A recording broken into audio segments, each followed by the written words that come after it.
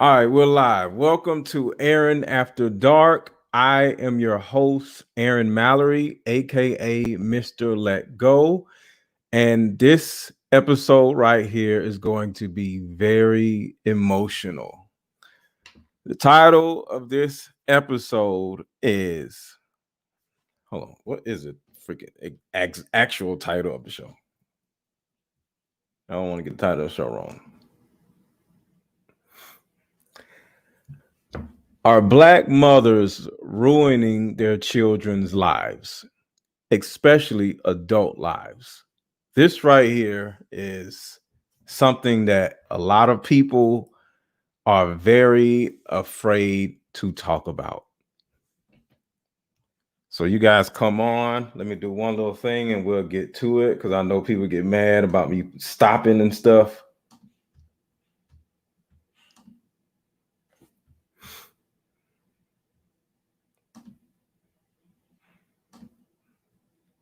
All right, we are up.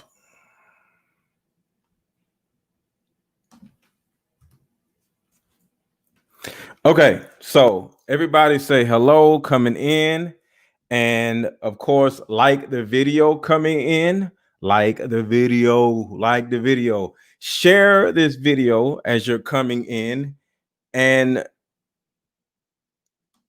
I'll say that part again. Share this video because this video right here is probably going to change a lot of people's lives. And then first thing I want to say that is this.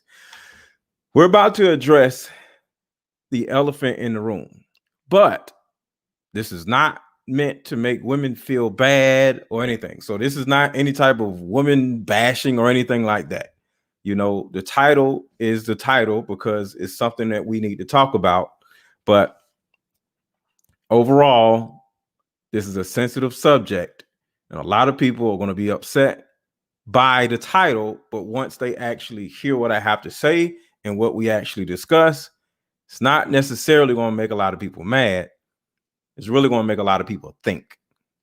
Okay. So the reason why I'm doing this particular video, I posted a video on Instagram earlier today involving Iyanla's Fix My Life episode. I think it's episode 7 of this season. And she had a family on here that kind of reminded me of the episode 5 of Iyanla's Fix My Life, where she had a sit down with Raye McCoy.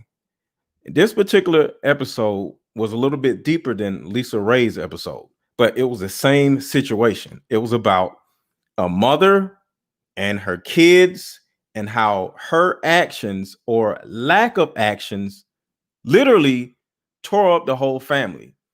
So the first thing I want to say is the Black mother, the single mother, is she responsible for ruining not only her children's lives, but society to a certain degree? Black culture, Black society, you know? And I know you like, wait. Yes, we need to talk about this. We need to talk about this because here's the thing. I am not here to pander to you guys. You come to my show, we're going to have the tough discussions. I'm not here to pander. We're going to have these tough discussions. And in order to save and heal us, just like on Iyanla's show, the first thing she says before the show starts, she says, some of you aren't going to like me as this goes forward. And that's the thing. See, there's something about pandering that goes on social media that really like makes me sick. But I understand why men pander to women, because sadly, pandering makes women feel good, and people like to sell products to women. They like to grow a big following, and the easiest, quote unquote, easiest thing to do when it comes to women is to pander to them. But this is what I think about pandering. Telling women what they want to hear to make a woman feel good about herself and bring on these good emotions is almost like a woman emotionally eating, right? When a woman is feeling bad about herself, she's feeling insecure, she's feeling lonely, she's feeling unwanted. One of the first things she does is eats, right? Why? She eats fatty foods because eating fatty foods in particular when she's feeling bad makes her feel better. And to a certain degree, she goes on social media and she does the same thing. She's feeling insecure about herself. Instead of going to the gym, instead of going to therapy, instead of like fixing her situation, she looks to consume something that will make her feel better. But at the end of the day, it's not always about feeling better. It's not always about feeling good. That's cool. But what does feeling better? What does emotionally eating a tub of ice cream because you just been through a breakup? What does that help you do when it comes to your actual life? Because you just ate the tub of ice cream, it doesn't make the problem go away. You just feel good. And that's what pandering is doing to a lot of women.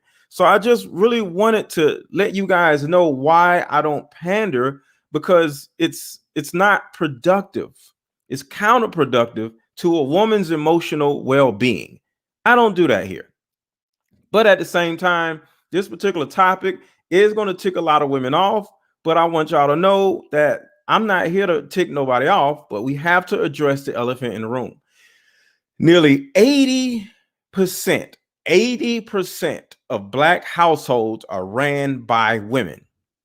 So you can correlate that unofficially to 80% of children are raised by single Black mothers. And if you just look around and just in your neighborhood, on TV, every football player, rapper, anybody, actor, if he's Black, most likely he's been raised by a single mother. Now, why is this? Do you actually think that is all these men out here, they're just terrible people? There's a lot of terrible men, there's a lot of terrible women, there's a lot of terrible whatever, right? But at the end of the day, do you actually think all these men are just dirtbag people? In a lot of cases they are, but in a lot of cases they aren't.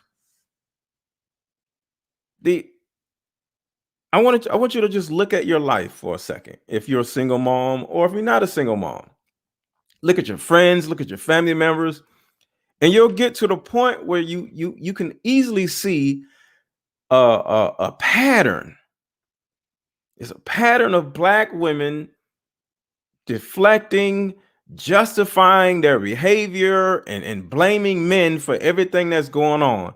But here's the thing: if men were so bad, if women had so many problems trusting the Black men, why are y'all having babies with Black men? If we're so bad, because it's not necessarily the Black men that is really the problem. It's the Black women. And I'm not blaming the Black women. I'm just saying, like, if you have the last 3 or 4 relationships turned into just trash and they were like dumpster fires, just terrible. Well, out of those 5 relationships, there's one particular common denominator, whether those relationships ended with a child or not. The common denominator is you. And like I say, I'm not blaming anybody, but we have to stop pandering to women and just to make them feel good. That's not what how are we going to learn from anything if we keep just petting women on the heads and say, oh, it's going to be okay. Oh, you did the best you can. Oh, I know these things, this Tupac stuff. You know what I'm saying? Like with Tupac, it was either F these B's or these B's ain't S or whatever, or either, Brenda's got a baby or dear mama. That man, and just like millions of other Black men, was traumatized by his mother's actions. Now, his mom was a Black Panther, so she was a great woman. But at the same time, she did drugs while she was pregnant with him. You know what I'm saying? So, but the thing about it is, nobody wants to talk about that. I remember Andre 3000. He talked about how he was born a crack baby. Like, and I know men do drugs and do all these different things. I know. But the biggest difference between men that are trash versus mothers, and I'm not going to say the mothers that are trash, the mothers that are just making terrible decisions, is this. And this is the reason why I'm harder on women than men. The women, 90% of the time, are the custodial parents. The men, when they're not with the woman, they're not with the child either. Not in the household. So when a man does stupid, idiotic things over and over and over again, it trickles slowly probably to the kid with him not being around, or, different things that he's doing or exposing to the kid. But overall, he doesn't live with that child.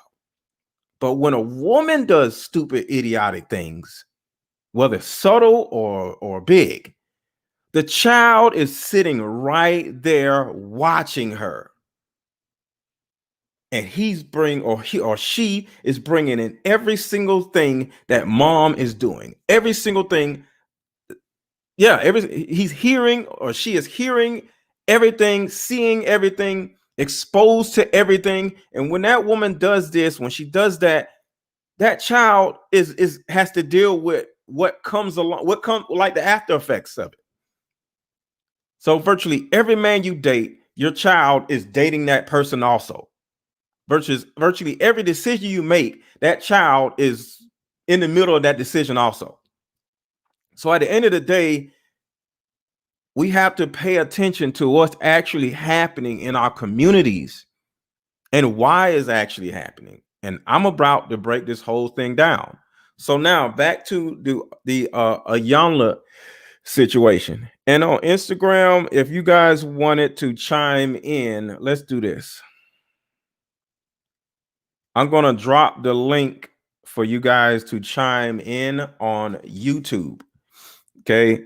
So if anybody wanted to chime in on YouTube, and if anybody wanted to chime in on Instagram, just say, I want to go live, because I want to hear, one, how you feel about this. Two, did you see the Iyanla episode 7 with this particular woman? I wish I can play it, but I don't want to mess with no YouTube algorithm.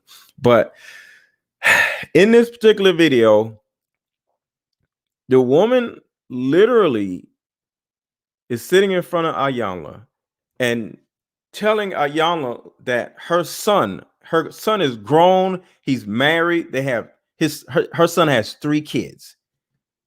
And she tells him that he's not necessarily a good man.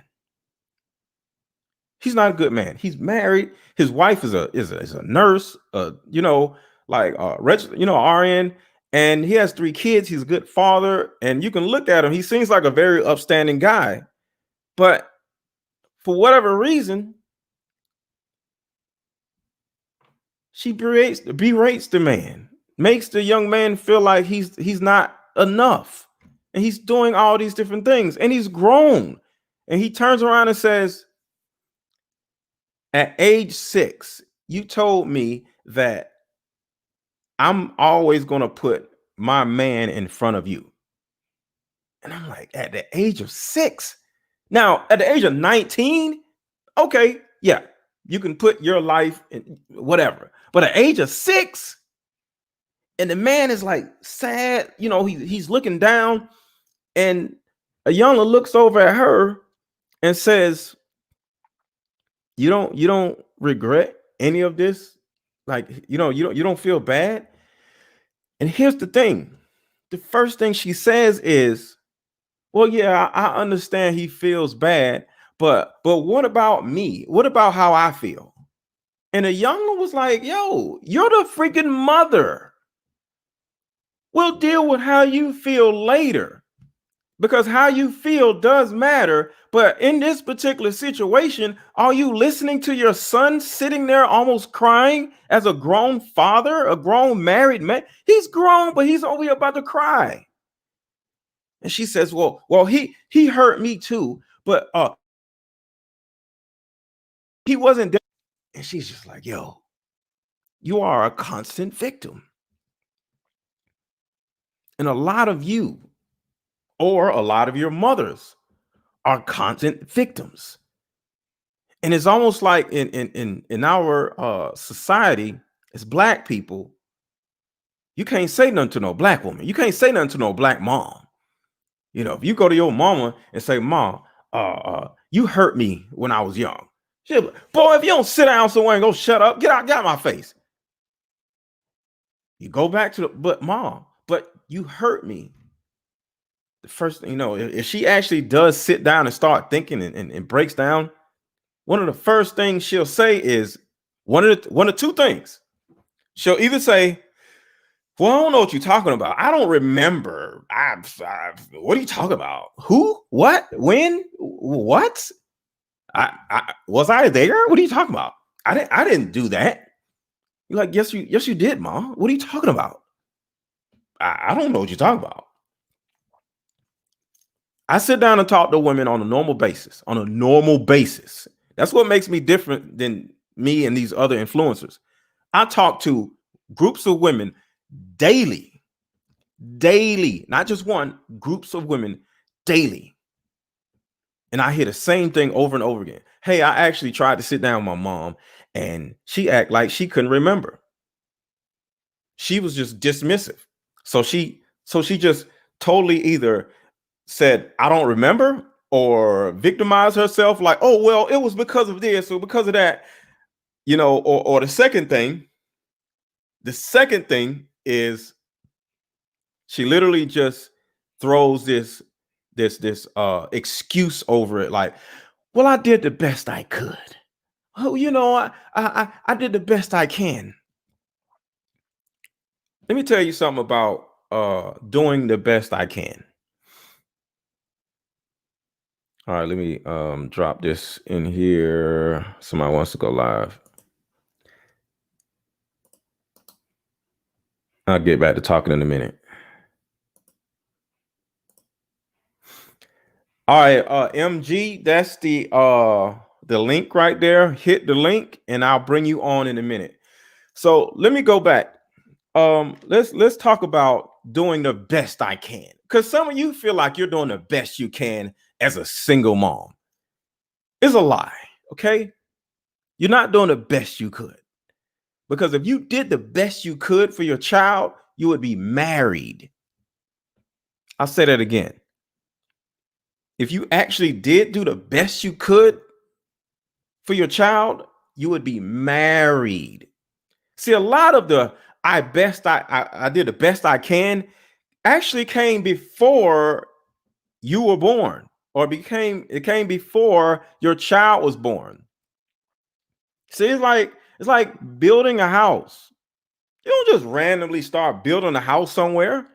No, you gotta look at the area. You gotta cut some trees down. You gotta make sure the soil is okay. You gotta make sure nothing's buried, because people actually bury stuff up underground. Like in a subdivision, in the backyard of a lot of houses, they take all of the debris from the house that when they were building it, and they take all of the debris and they build a big old hole in the back of the house and dump all the debris in the back of the house and bury it. So in a lot of these subdivisions, there's a lot of buried debris behind the house, and it turns into a sinkhole sometimes. So yeah, before you build on the house, you got to make sure nothing's buried up under the house. I mean, up in under the soil. You have to make sure it's not on the floodplain. You do a lot of things even before you begin to think about building a house. But when it comes to starting a family or having a baby, most of the planning is before the child is even conceived. Are you married? Is the man that you're with your husband? But if he isn't your husband, okay, is he somebody that actually wants to be with you, or all y'all are just having sex? Because sometimes a man and a woman, it's just like a little oops situation. You know what I'm saying? Like, oops, I didn't take my pills. Oops, you know. And next thing you know, boom, there's a baby, right? So overall, doing the best you could would have put that child, even before it was conceived, in a positive environment. If you're broke and you live in a projects or live in a bad neighborhood or a bad side of the city, and the neighborhood isn't bad, but the city itself is trash, well, guess what? You're not doing the best you could, because all you have to do is not have a child until you get yourself in a better environment. I remember, and I said this on another live before. If it was a episode of Menace to Society, and the two guys were in the house, and the grandparents were asking the little thug guys, Old Dog and Kane. He started lecturing them, like, don't you think God wants this and all this? And he and Old Dog was like, well, I don't think he cares about us. To my God, right? I don't think he cares about, stuff like that. And he was like, what? Well, why would he put us here? And the first thing I thought was, he didn't put you there. Your mother put you there. Your father put you there. Your parents, your grandparents. Look at where your grandparents live. They were over their grandparents' house, and their grandparents lived in this terrible neighborhood. Your parents and grandparents put you there. All these little young people in gangs and stuff, partly because of their mother.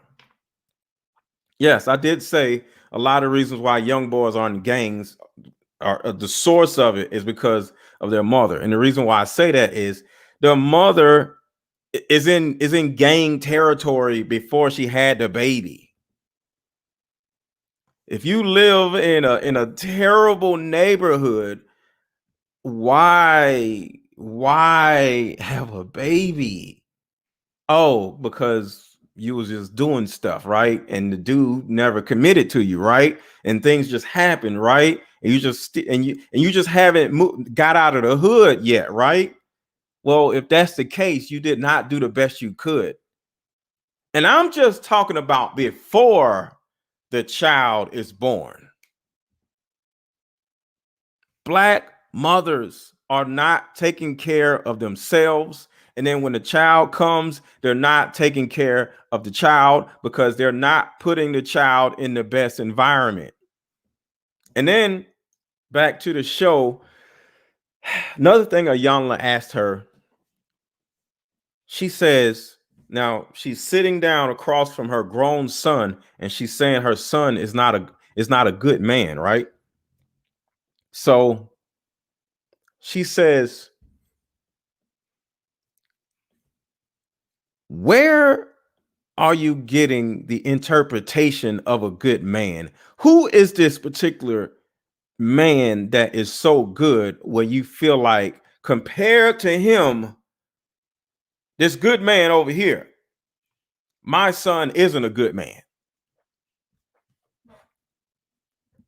Who is that man?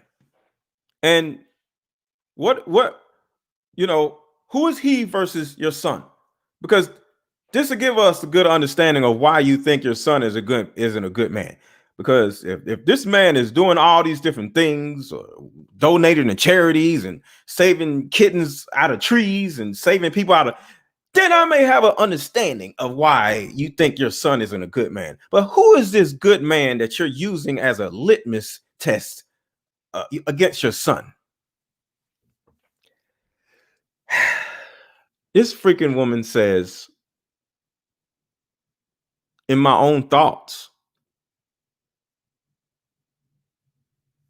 And she's like, what? In your own thoughts.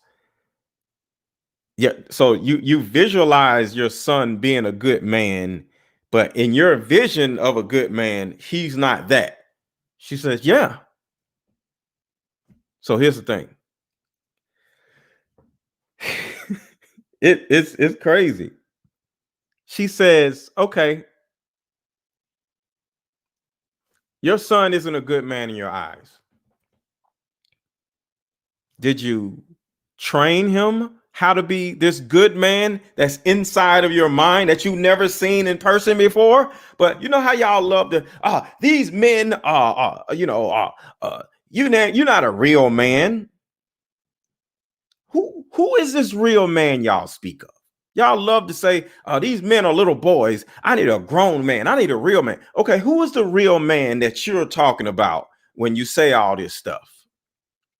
A lot of you don't know. You never seen a good man or a real man in person. You don't have those authority figures in your life. Because if you had that real man, that dad or uncle or somebody in your family or somebody that you know, somebody that's a great friend or a married man that's like your best friend's married husband or something like that, you'll have more of a structure to your life. You'll have more of an understanding of what you're supposed to be doing and looking for in your life. So you wouldn't have gotten with this crappy guy that you had a child with. See, a lot of you don't know what a real man actually looks like, not in person. You just have this belief of what a real man is supposed to look like. So what happens is with this particular scene, she literally says like, so why didn't you train your son to be this good man that's in your head? Did you train him to be this good man? And she's like, no. You know why?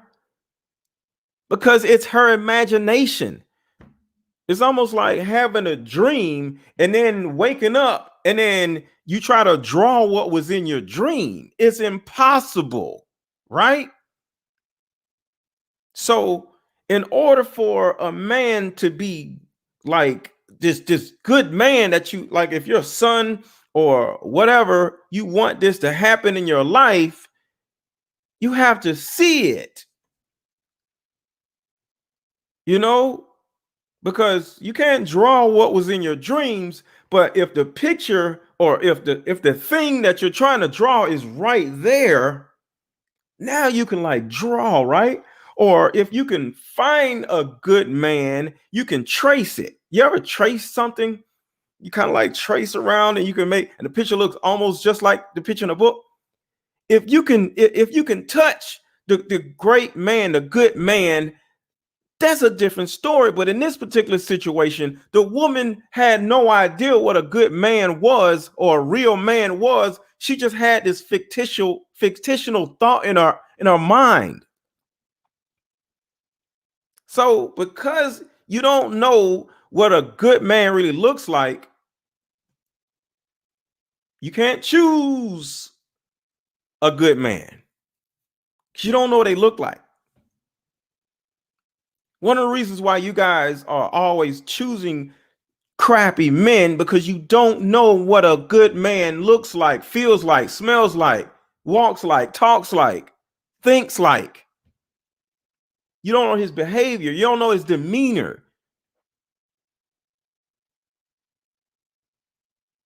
And that's one of the biggest problems.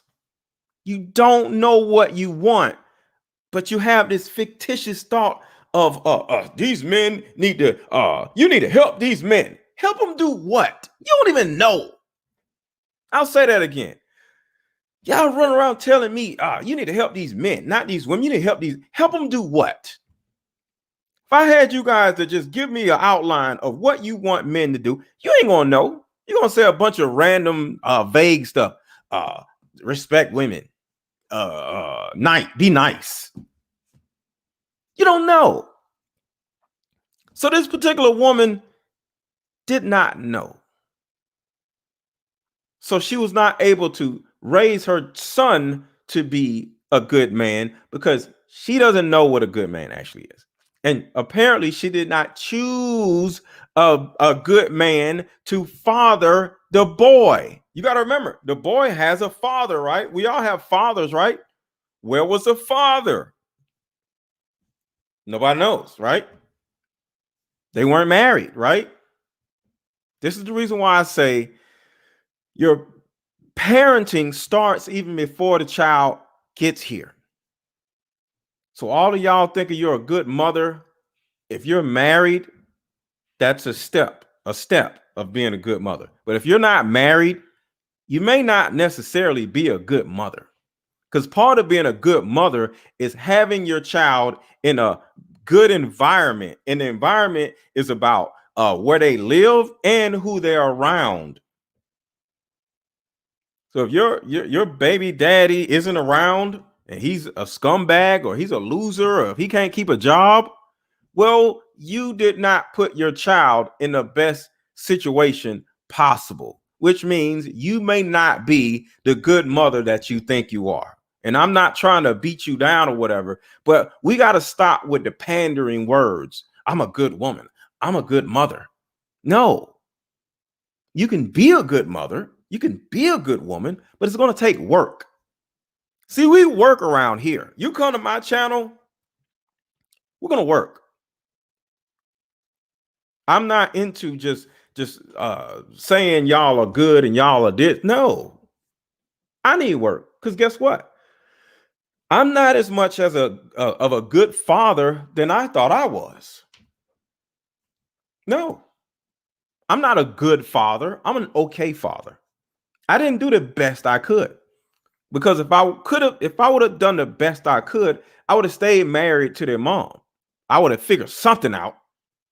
I, I don't regret what I did, but I could have done a lot more to keep the marriage together, to keep the family together, because the divorce literally did affect my kids. So I did not do the best I could either. Neither did you.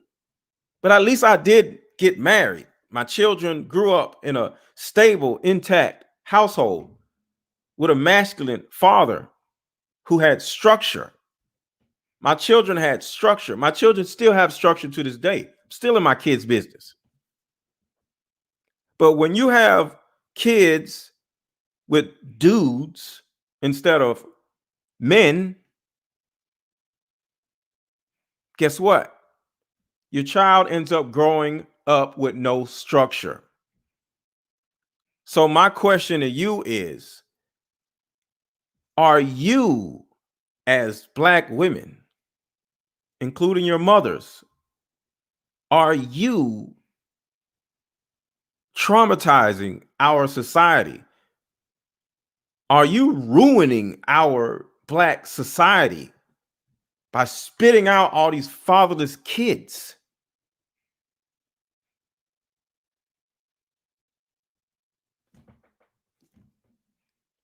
When are y'all gonna stop? And I know the woman apologist. I can't help that these men don't want to stick around. Well, you kind of knew he wasn't going to stick around when he said, I don't want no relationship, and y'all start doing whatever with no protection, thinking that he's going to stay. Well, he didn't marry you, so what you doing with a baby? You didn't require marriage. Somebody says sounds really one-sided, and that's the problem. Black women, y'all want everything to be even. Y'all want everything to be fair. Y'all want to be equal to everything. Y'all want to compete with men. We're not talking about men. Because like I said, some of you guys are loser choosers. And a lot of this is on purpose. So I want to break something down for you guys. And real quick, everybody hit the like button. Okay. Hit the like button. because we about to go into something really deep. Okay, we're about to go in something real deep. But I need you guys to hit the like button. So I need 20 people to hit the like button right now, and I'll wait.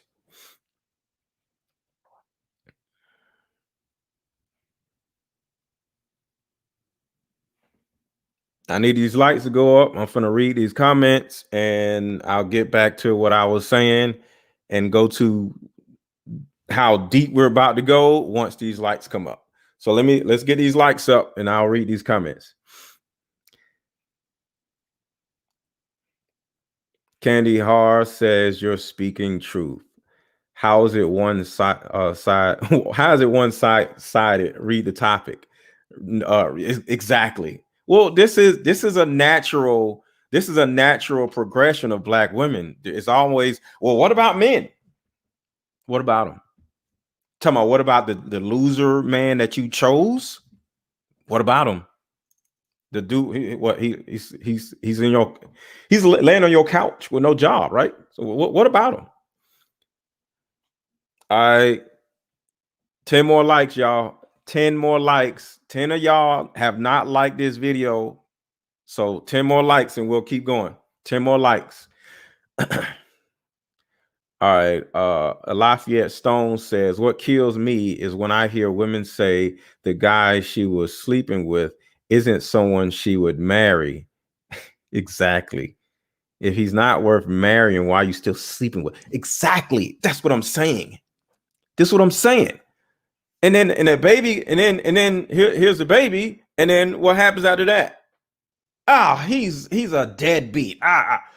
He was a deadbeat before y'all got together. He was a deadbeat before y'all got together.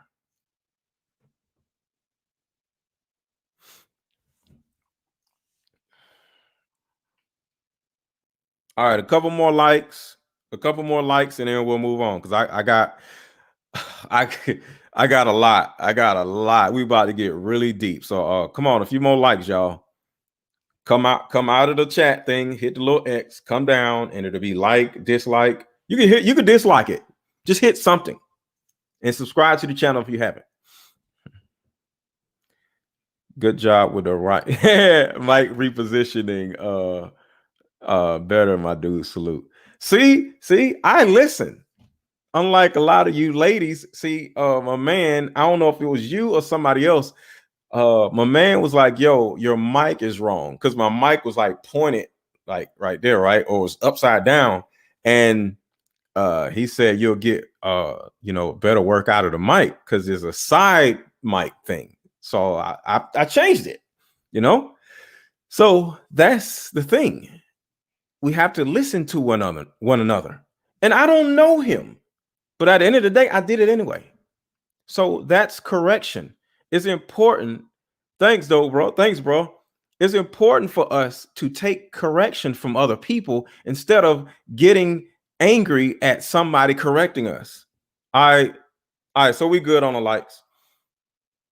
All right, couple more likes. Just keep going up, because the views are going up, so the likes are still like this. So as you come in, like the video, subscribe to the channel, and share this video out to any woman that you know. Okay, so we're about to go very, very deep. Okay, so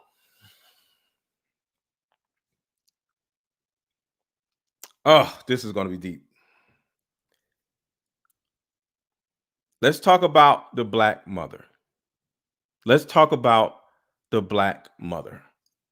Even before she had a child, right? When she's 20, 17, 23, or whatever.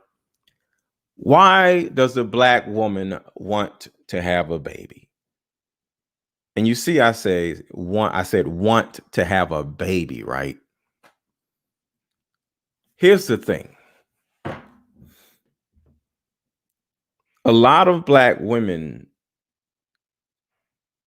they want a child for particular reasons. It's not necessarily that she wants to start a family. See, Black woman doesn't get look for a husband. She looks for a boyfriend,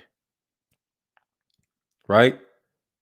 There's no purpose to her life. It's just I want a boyfriend because I'm lonely, right? That's it. So here's the thing. Mom wasn't able to offer you something because she didn't have it. Your mom, we're going to talk about your mom. See, your mom did not have you because she wanted to love you. And you didn't have your child because you wanted a child to love. Your mom had you, and you had your child because you wanted somebody to love you. And I know that's deep. You did not have a child, or your mom did not have you in order to love her child or for you to love your child. That's not the reason why you had your child. That's not the reason why your mom had you. It's the other way around. Your mom said, or you said, there's nobody around to love me. I don't know what love feels like. My mom doesn't love me. My dad ain't around. He doesn't love me. I'm searching for love, i.e., I'm searching for my dad in men. Any man I get with, they love me temporarily and then they leave me. Nobody gives me the attention. Nobody gives me the validation. Nobody gives me the appreciation that I yearn for. This is you talking, or this is your mom talking, right? I feel terrible because there's so many deficits in my life. And then all of a sudden, light bulb. I'll just create somebody to love me. I'll just create somebody to do all of the things that nobody around me is capable or wants to do. So you aren't having a child because you want to be so loving to a child. You're having a child because you want a child to love you, because you know out of everybody on earth, your child is going to love you unconditionally, unlike nobody else other than God. So you like, yo, I can't get anybody to love me. I'll just create somebody to love me. I'll create somebody that's going to love me unconditionally.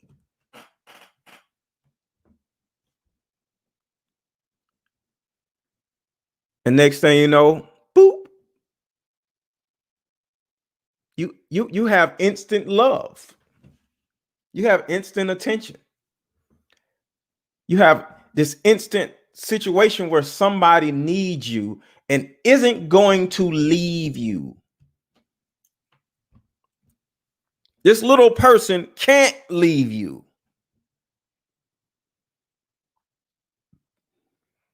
You ever been in a situation or heard a situation where a man and a woman breaks up and the woman has a little boy and the man is like, yo, I think my son needs to live with me. So I can raise him because he's a male. So I want him to come live with me. Oh, no. Are you crazy? My son is all I got. You can't take my son away from me. Why wouldn't a son live with his dad. The reason why is that's not the reason why you made him. You made him in order for him to stay with you and not leave you.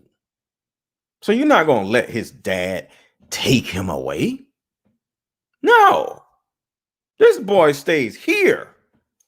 This is why I made him. I need him right here to give me everything that everybody else didn't want to give me. No. See, mom isn't able to offer you something that see, here's the thing. Hit the like button, y'all.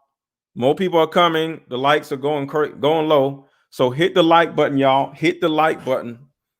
Here's the thing. As a child, and you guys can relate with this. As a child, mom was supposed to be your safe space. As a child, mom was able to be was supposed to be your safe place to land. When the world is just so bad, your mom is supposed to be that one person that's going to give you a hug and tell you it's going to be okay. But your mom never had a safe place to land. Your mom never had a safe space for you because she never had it in her life when she was young. So your mom can't give you something that she has never had before.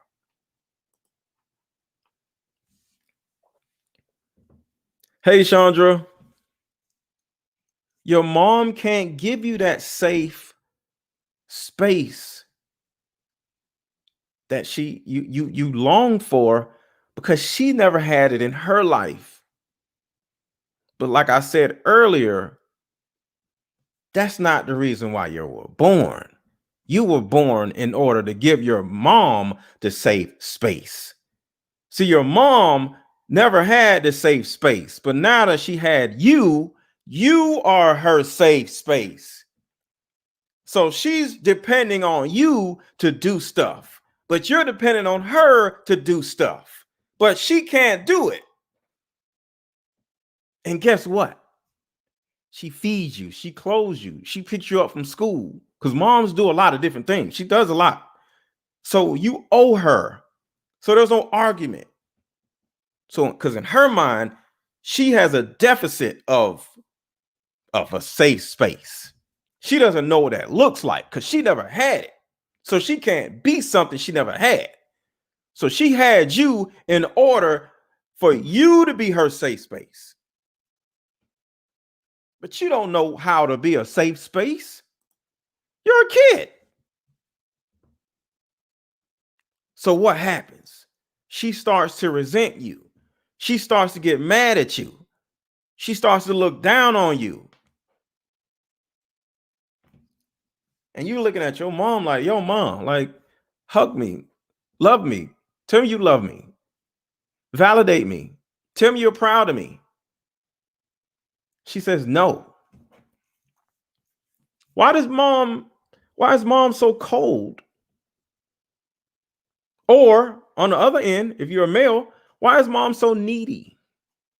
Why won't mom allow me to leave out the house, for good, live with my dad? Or why isn't mom teaching me something? Because to be honest with you, she doesn't want you to learn it because you're going to leave her. She made you. She created you, or helped create you, so she can have this safe space in her own life.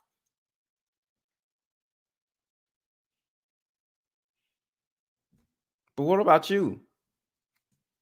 Nothing. You get no safe space. That's not why you're here. So you end up being mom's do boy, or you end up being mom's do girl, right? You are her safe space instead of her being your safe space. And now, because of that, you have so many emotional deficits in your life. You're running around having to do for all these different people. You got to do for your mom. Every time you turn around, you're just like, yo, am I the parent? Some of y'all were like 9 years old having to be a parent to your own mom because that's why she made you. That's why you ain't got no daddy. See, she didn't start this whole situation by saying, like, you know what? I want an intact family. I want a husband. No, she needed a Swiss Army knife. She needed a Swiss Army knife, which is you. See, I'm not going to say all of you, but a lot of you were born in order to give your mother someone that will love her unconditionally, because out of the 20, 30, 40 years of her life, she couldn't find nobody that's going to love her unconditionally. So she just made one. So here's the thing. When you love somebody unconditionally, right, as her child, that means you're the only person in her life that's guaranteed to ignore all of her issues, regardless of this. As a child, you had to ignore all of these different things because I wrote down a couple things. Each one of you were born in order to give your mother someone that will love her unconditionally and ignore all of her issues, regardless of how she talks to you, regardless of what she exposed you to. You still got to love her. Regardless of what she deprived you of, regardless of how unaffectionate she was. And Instagram, I'm about to cut Instagram off. So go over to YouTube. Go over to YouTube right now. Go to YouTube. I'm about to cut this off. Go to YouTube right now. Go to YouTube, look for MrLetGo. One more time. Go to YouTube and look for MrLetGo. I'm cutting the live off on Instagram. Go to YouTube and look for MrLetGo. I'm cutting it off. Go to YouTube and look for MrLetGo. And when you come on, hit the like button.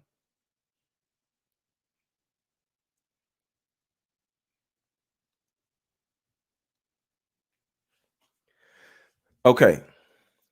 Make sure to hit the like button, y'all. All right, back to what I was saying. You have to love her unconditionally and ignore all her issues, regardless of how she talked to you, what she exposed you to, what she deprived you of, how unaffectionate she was, regardless of how impatient she was with you. You ever seen a black mother try to teach her kid how to do something with their homework? Oh my God. I had some ex-girlfriends that go off on their children. Why don't you know this? I gotta cook. Just figure it out. Super impatient with their kids. Because this isn't what she signed up for. You're supposed to be doing something for her. She was supposed to be doing all this stuff for you. So you're supposed to ignore all her issues, regardless of how dismissive she was to all of your feelings. You're supposed to love her regardless of all of these things. You're supposed to love her unconditionally and ignore all her issues, regardless of what she never taught you. And this last one is very important.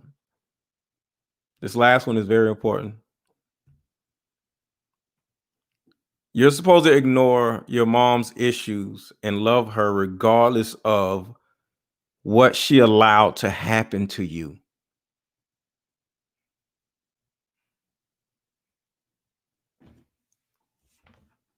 You're expected to love your mom unconditionally and ignore all her issues, regardless of what she allowed to happen to you.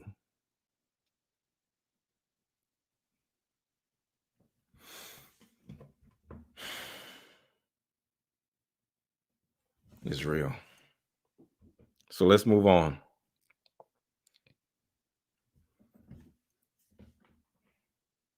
See, you thought you were born so she can love you. You were born because she needed somebody to love her. And some of you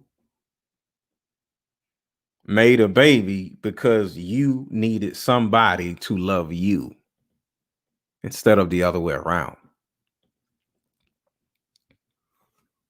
See, I said a minute ago, like that children are like a black mother's Swiss Army knife, right? You know how you got a Swiss Army knife? It's some pliers, it's some wire cutters, it's a screwdriver, it's all these different things, right? Well, this is what a child gives to a black mother: pocket intimacy. Pocket intimacy. You know, you pull your knife out, and you got a pocket intimacy, right? So say a woman is feeling lonely, she's looking at this good movie and she doesn't want to look at it alone and she wants just somebody to lay on her. So what does she do? What does she do? She calls you from the other room and says, "Hey, you want to look at TV together? Hey, come on, lay on me. Let's look at TV together." Right? Pocket intimacy. She has instant intimacy. Next is pocket validation. You can't tell your mom that she isn't pretty. So when mom is not feeling attractive, when mom is like feeling bad about herself, what happens? She goes to her kid, and her kid says, "Oh, mom, you're so pretty. Oh, mom, I like that dress. Mom, you're so smart. You're the best mom." She feels better about herself. Next is pocket affection. Whenever she doesn't get the affection that she wants from the outside world, then she wants to give you a hug. Then she wants to give you kisses. That's a good thing, but still. The next is pocket non-judgment. She flips out the non-judgment thing on the Swiss Army knife, right? All these people in this world, they're so judgmental, right? But her kid isn't judgmental. Her kid isn't judgmental at all. Because that's mommy, right? Regardless of what mommy did, regardless of what you witness mommy do, regardless of what mom doesn't give you, you can't give that back to her. You have to give her all the stuff that she wants. Because in her mind, well, I'm the reason why you're here. I brought you into this earth. I brought you in this world. I feed you. Let me tell you something. When I was a kid, because of course I had a black mother also, and even though even though my mother gave me all the affection in the world, my mom was my safe space. My mom like gave me the affection and love that I needed. She never was dismissive. She never pushed me away. There was some negatives also.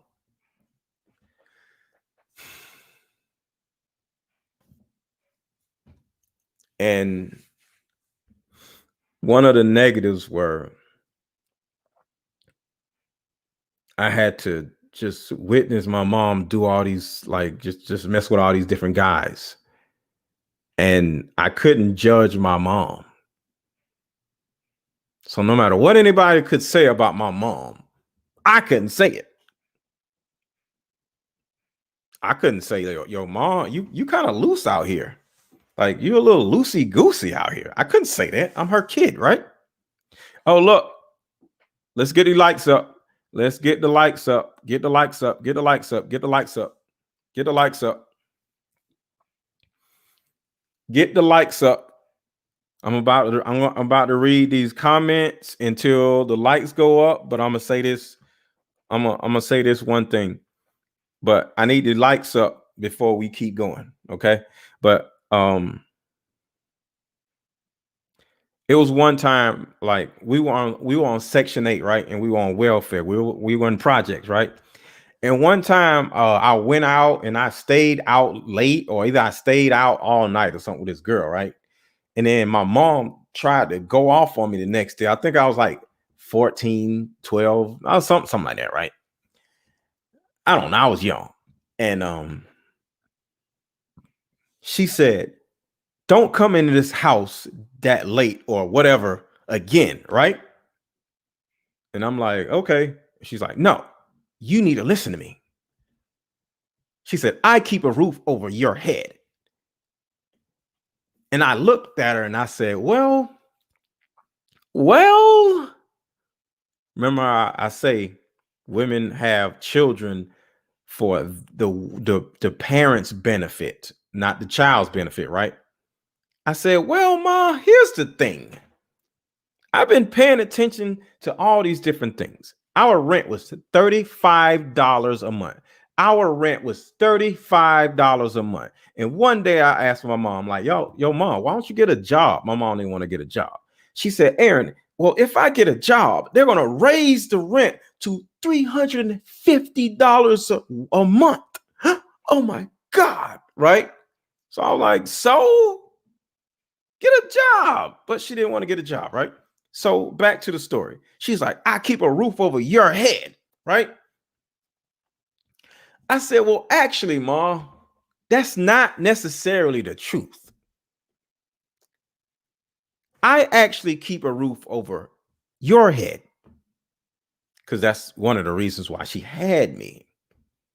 So she doesn't have to work. See, if she didn't have a child, she would have to work because she wouldn't be able to get Section 8. She wouldn't be able to get welfare. But since I'm there, her rent is $35 a month versus $350 a month, right? So I'm like, "Well, Ma, I keep a roof over your head." She's like, "What?" I said, "Yeah, it's a thing called Section 8. It's the reason why we get this welfare check and the government gives us money. It's because of me. If you didn't have me, you wouldn't be able to get all these benefits. So if it wasn't for me, all this stuff wouldn't be going on. You would have to go out here and bust your butt every day. So because of that, I keep a roof over your head, Mama, respectfully. So I'm kind of like, if I want to go out and come back home late or not at all for a couple of days, I'm going to do that. And it's nothing you can do about it. Because the thing about it is, I don't want to come home the time you say I want to come home. I don't want to. Now, whether you say that's disrespectful or not, it just depends. But I'm saying all that not to be funny, but I'm saying all that to let you know that there's a lot of benefits that women have because of their children. Because that kid is like right there in the other room. You ever had a mom say, "I can't find a remote control"? What does she do? She calls her kid from all the way in the living room. "Where's my remote control?" Why? So the bottom line is this: the reason why you did not get the love, support, attention, validation, affection that you needed as a child, for a lot of you, is because your mom didn't have it in her, and she can't give you something that she never had. But guess what? You can give it to her. You can give her unconditional love because you don't have a choice. But what about you, though? Who's going to give you unconditional love while you run around giving it to everybody else? You have to do that to yourself. And that's what happened with your mom. She's running around spitting out babies so she can have unconditional love, or you are running around spitting out babies and ain't never got married because you thought you can create somebody that's going to love you. And it worked. But you're damaging your child because you don't know how to love yourself. You don't love yourself. Therefore, you can't love your kid. Then when you're dealing with a man, you don't know what kind of man you want, because at the end of the day, you don't even know what the purpose of a man actually is. Because in a lot of your lives, because just like with me and my mom, because you have a child, your bills aren't necessarily as high as they would be if you didn't have a child, which means the government is the protector and provider of your life and your child's life. And subconsciously, you know this. That's part of the reason why you can't find a man, because you don't know what his purpose in your life is. You just want a boyfriend. You just want somebody. But you don't know what the purpose is for this man, since the government is paying a portion of your bills. Since the government is protecting you, like, you call the police and, whatever, somebody breaking your house, you know what I'm saying? But it's easier to have a man laying in a bed with you, or your husband laying in a bed with you. So if somebody breaks in your house, your husband can take care of that, but you don't have that. So you have the police, you have the government protecting you.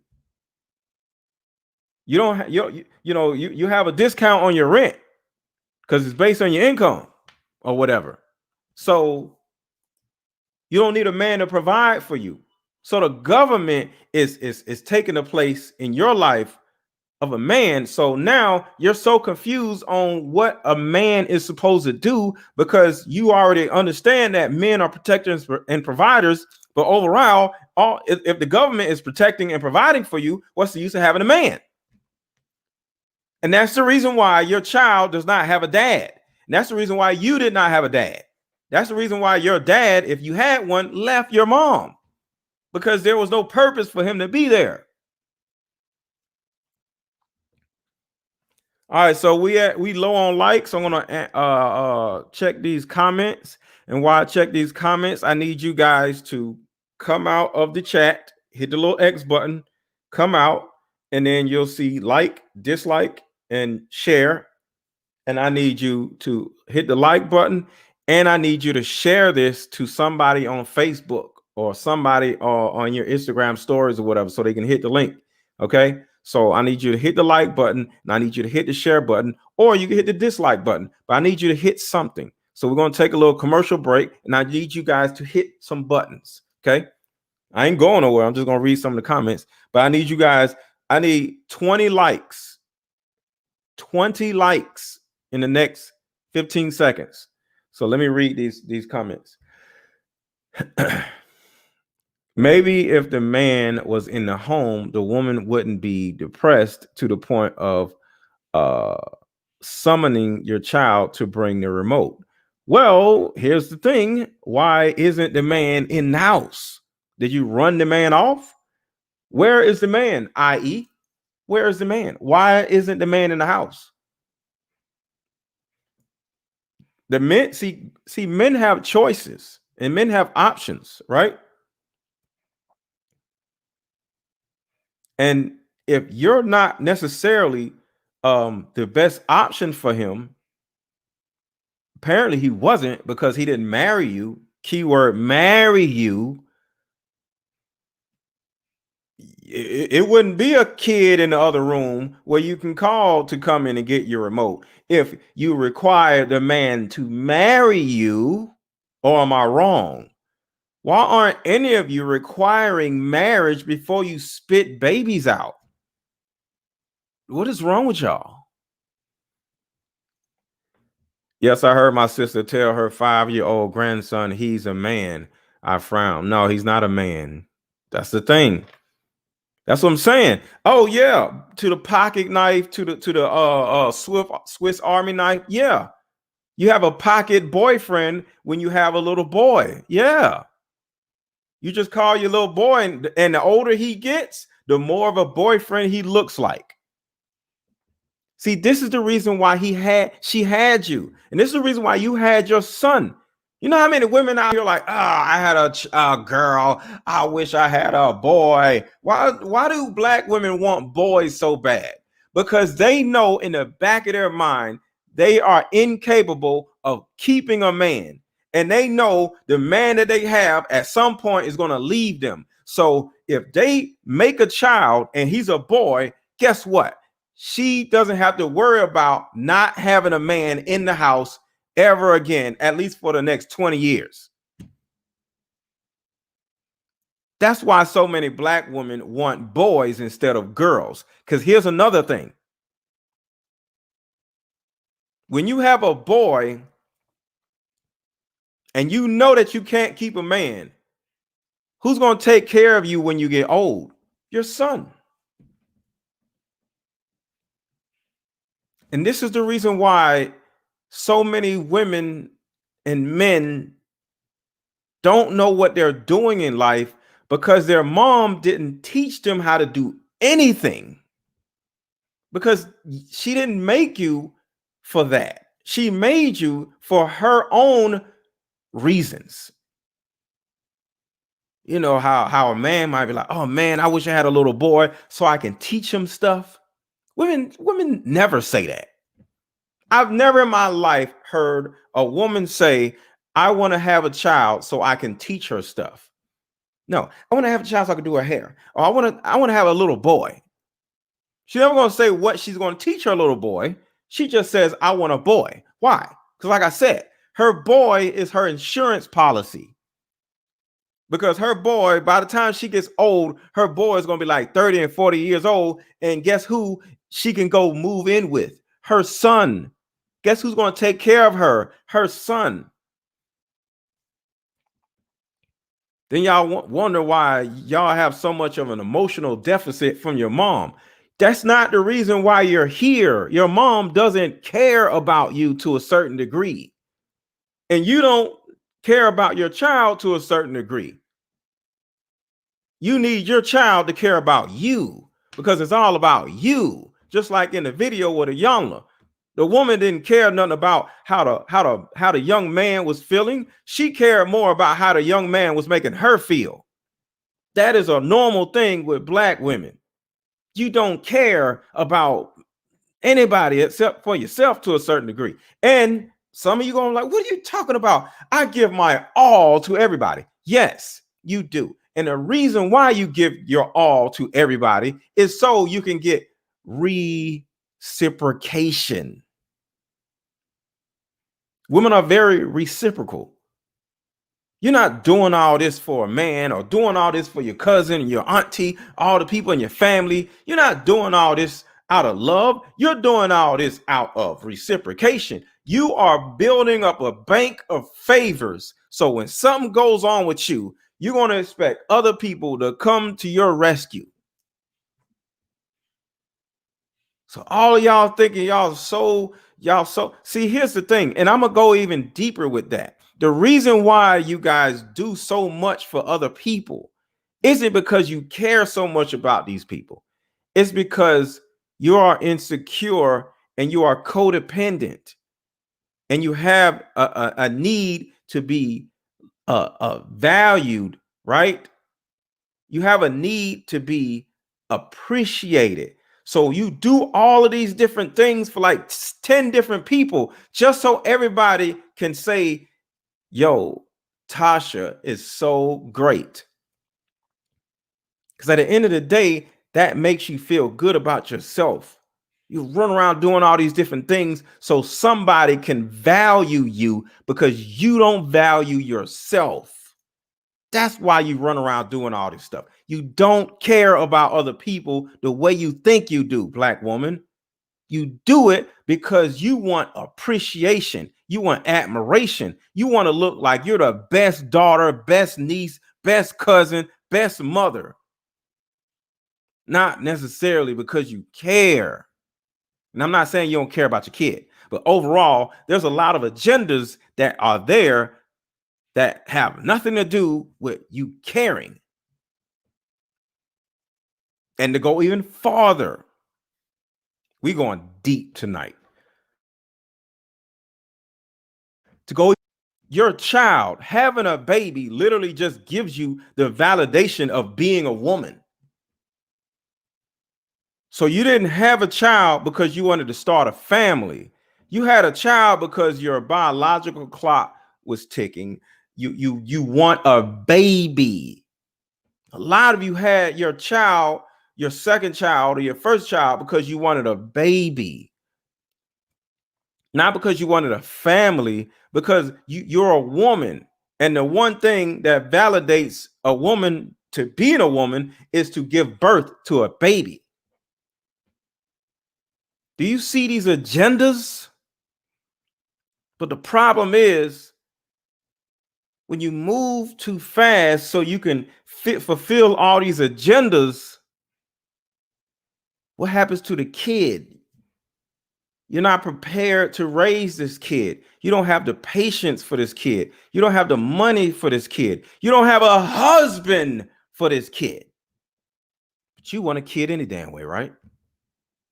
It's sad. It's almost like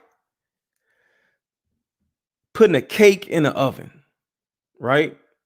You're rushing all these processes in your life. Instead of finding a husband and doing these things the right way, you just want a baby, right? So what happens when you put a cake in the oven and you can't wait to just leave the cake? You want the cake now, right? What happens when you take the cake out of the oven too early? The cake collapses. So when you have a baby out of agenda or oops, and the child doesn't have what it needs, is in a bad environment. Now the child's joining gangs and all this other stuff, or getting beat up at school because you live in a hood, or you and your baby daddy, he's a loser, and now you call him a deadbeat. But here's the thing: if you would have been patient, like with the cake in the oven, you would have paid attention to the fact that he is a deadbeat, and you wouldn't have had a child with the guy.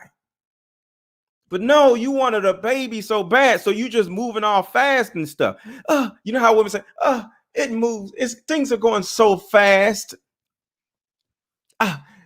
Things are going so fast. Y'all love when things are going so fast, right? Oh, we fell in love. So no, that's the cake being in the oven and you yanking the cake out. It looks good, but as time goes by, the cake starts to collapse. Your child starts to collapse because your child isn't getting the love, affection, environment, father, intact family unit that the child needs, and the child starts to collapse. And now you're wondering why your child won't act right, and your child is doing this, and child is doing that. Because there's about 7-8 deficiencies in that child's emotional development because you wanted to move too fast. You didn't want to wait until you got a husband.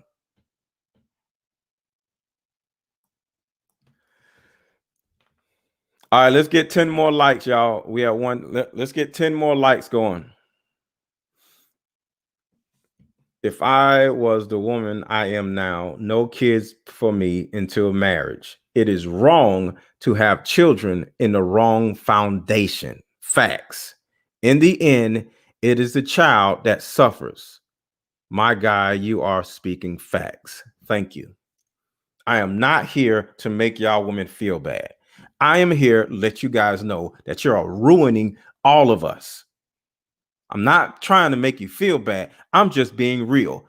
You are ruining society for us. Stop spitting out babies like you're a water sprinkler. Find somebody that wants you. Find somebody that's going to commit to you, or don't do nothing. This cake in the oven mindset is ruining our communities. The woman, the choice maker, the gatekeeper. Tired of y'all running around just choosing losers. It's stupid. And I'm not done. Give me 10 more likes. We can keep going.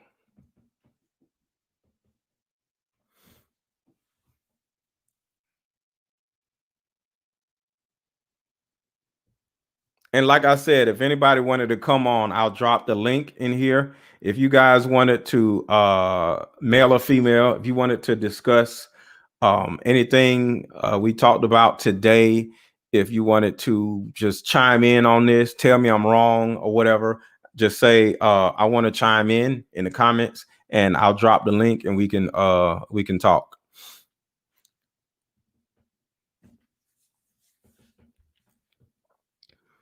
And with the Swift Army knife, Army knife comment, let me give you the list of all the things that a child gives to a mom instead of a mom giving to a child. You see that, right?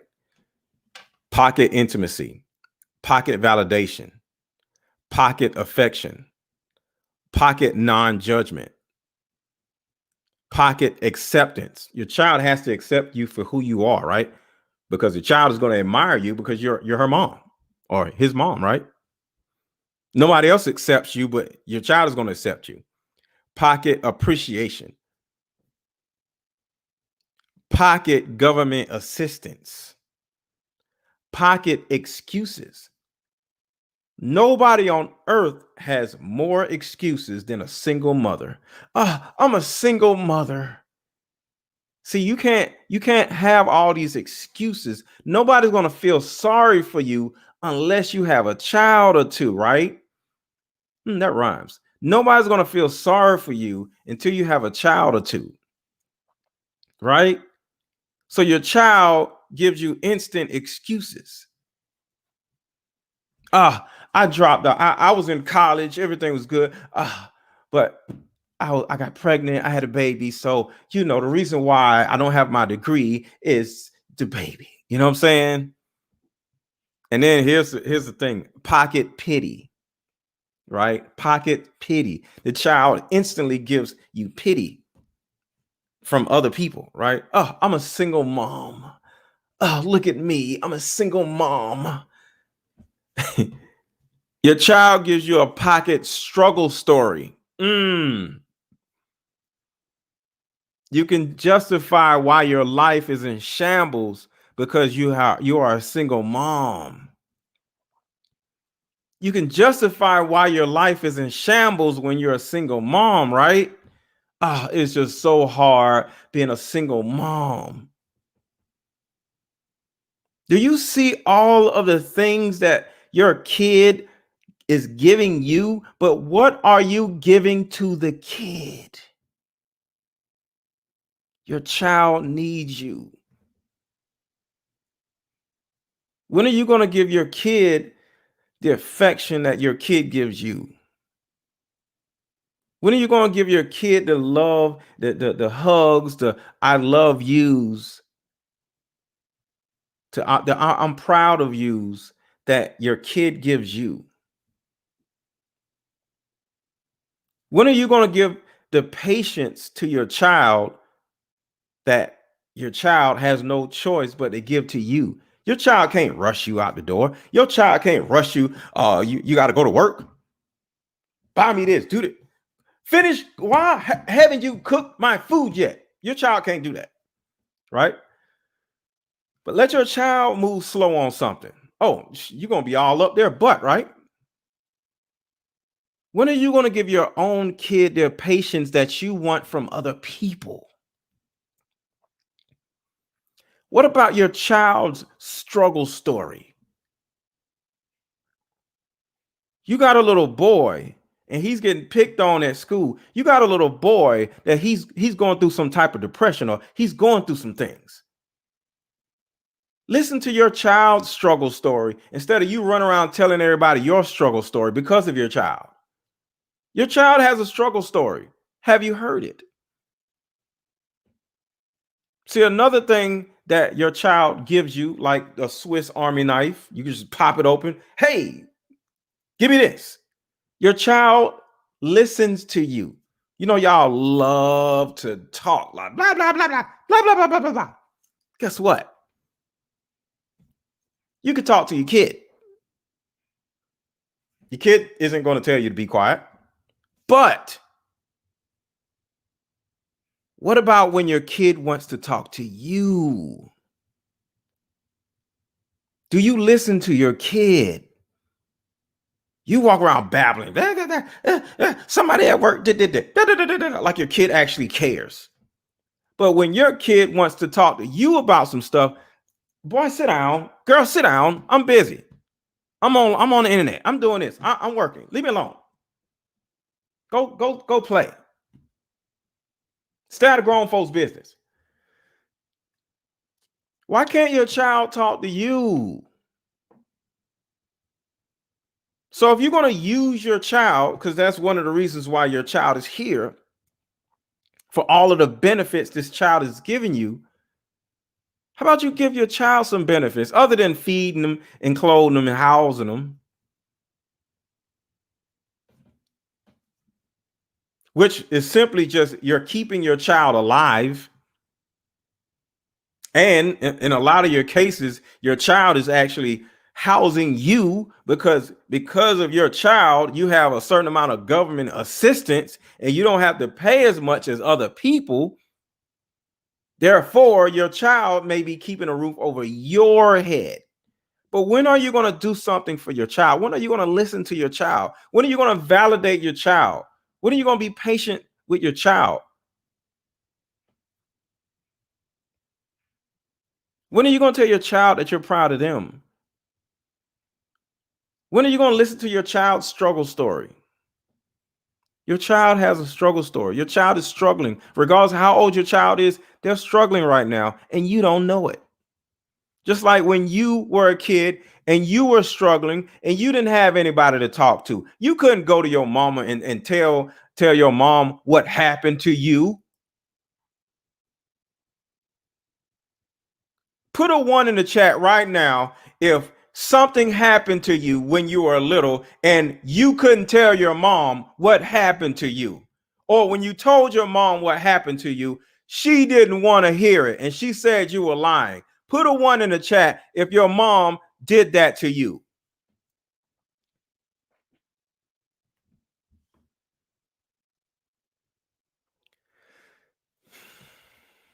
Thank you guys for the likes. I appreciate it. Make sure to share this to somebody, though. Share this on Facebook. Share this on your Facebook page. Everybody's a part of groups. Share this to one of your Facebook groups.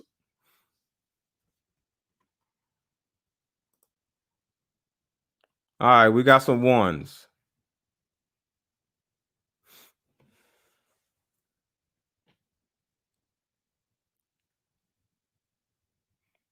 %80 of Black households are ran by women. 80%. It's not the men. It's your agenda.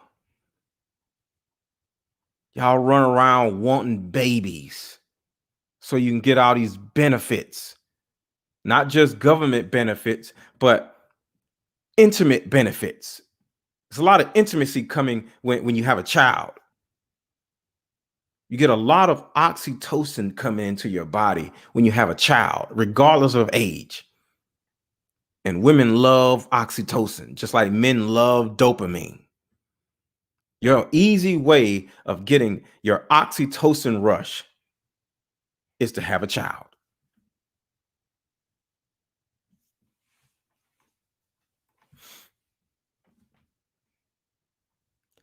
Being a parent is hard anyway, and being a single mom is harder. I was lucky to have 2 parents in my home till I was 20 years old. But Jane, you don't think your child deserved to have 2 parents in your household? So you're just going to sit here and say, well, I'm so lucky that I had 2 parents in my household, but what about your child? Do you see how selfish y'all are? And I don't know your situation, so don't get mad at me. But what about what see when you were born in a, I mean, when you grew up in a two-parent household, why can't you give that to your child? And some of y'all might say, oh, I can't make no man stay. You can require a man to marry you. Marriages fall apart also, but it's a little bit harder for a marriage to end versus just a boyfriend, girlfriend, baby daddy, baby mama situation. Why don't you require marriage? What about your kid? It's awesome that you grew up in a two-parent household, but what about your kid? Why can't your child have a two-parent household when you had one? God.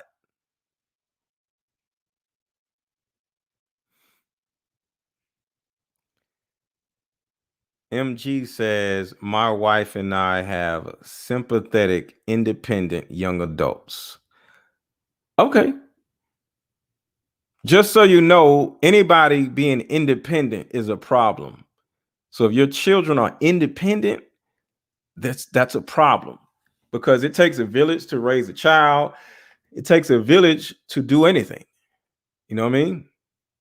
The Atlanta Falcons, Arthur Blank, the owner of Home Depot, did not buy the Atlanta Falcons by himself. He went out and got, I think, 8 other people to invest into Atlanta Falcons with him. So even billionaires need other people. Even billionaires are interdependent and not independent. Stop thinking about this independent stuff. It's stupid. And even if your kid is independent, no, teach them how to be interdependent. Tell them that story about Arthur Blank. A billionaire wanted to buy a football team, and instead of just buying a football team and being independent, he went and got 8 other investors, and they all can share the football team. Think about that. Stop being and raising independent people. Independence is stupid.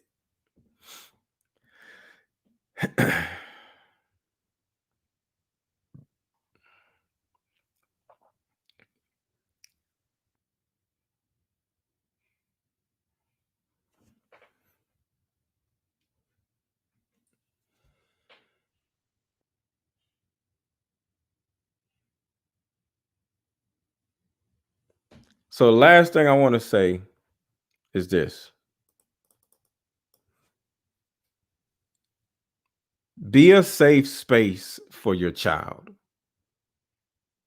My mom she wasn't perfect, but the one thing she gave me was a safe space. She always asked me, what's wrong? Do you want to talk? I always said no, but knowing that my mom was always available, she didn't have a job, which was one of the bad things. But a good thing was my mom was always available for me. Always. I mean, like, it wasn't not one time in my entire life that my mom was not available to me. Being available to your child is very, very important. Even because you ask your kid what's wrong, they're gonna say nothing. But when you're available to your child, it means the world to them.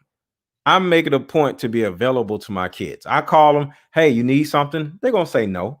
But at the end of the day, they know that I'm available to them. Just be available to your kid. Don't dismiss their feelings. Your child has a lot going on in their lives that you may not realize. I said this in the last live. It's like you are a giraffe walking down the street, right? And your child is like an ant walking down the street. Let's say that the giraffe is walking through grass, right? And your child is like an ant walking through grass. You both are just walking, right? But here's the problem. Your child is going through all these hills and going around rocks and going around all these, and then it's getting attacked by like little beetles or whatever. So it's running for his life from the beetles. But you on the same route. You're a giraffe. Ain't nobody mess with you. You just chilling. You just walking, right? And you looking around and you don't know what's going on because your life is so okay. But you don't realize your child is struggling. Your child is going through all kinds of stuff. Your child is getting beat up and getting his lunch money taken, and your child is being told that they're ugly or they're dark skinned or they're too short or they're too skinny or they're too fat. And you have no idea this is happening. Sit down and talk to your child. Allow your child to get some benefits in this mother daughter or mother son situation that you created with no daddy. At least give that to your child. Since you didn't give your child a stable, intact 2-parent household, at least give your child some of your attention. At least. Can you do that?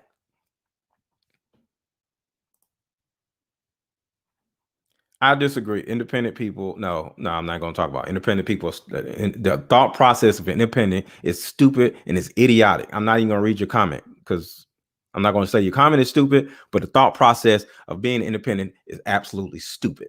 And I'm not even going to read the comment. So here's the thing.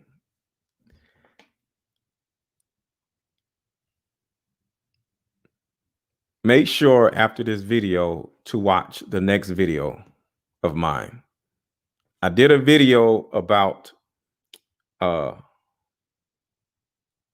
is her name? Hold on. I'm trying to remember. Lisa Raye. Lisa Raye. Did a video about Lisa Raye McCoy. I did 2 of them. Go watch those 2 videos because I want you to see in real time what's actually happening in Lisa McCoy's life, in her daughter's life, in Lisa McCoy's mother's life. And there's a possibility that watching what I talked about, watching that show I did, it can actually help you with your situation, whether with your mom or with your own kid. And y'all have a wonderful night, and make sure to share this video, like this video, and subscribe to my channel. Y'all have a good night.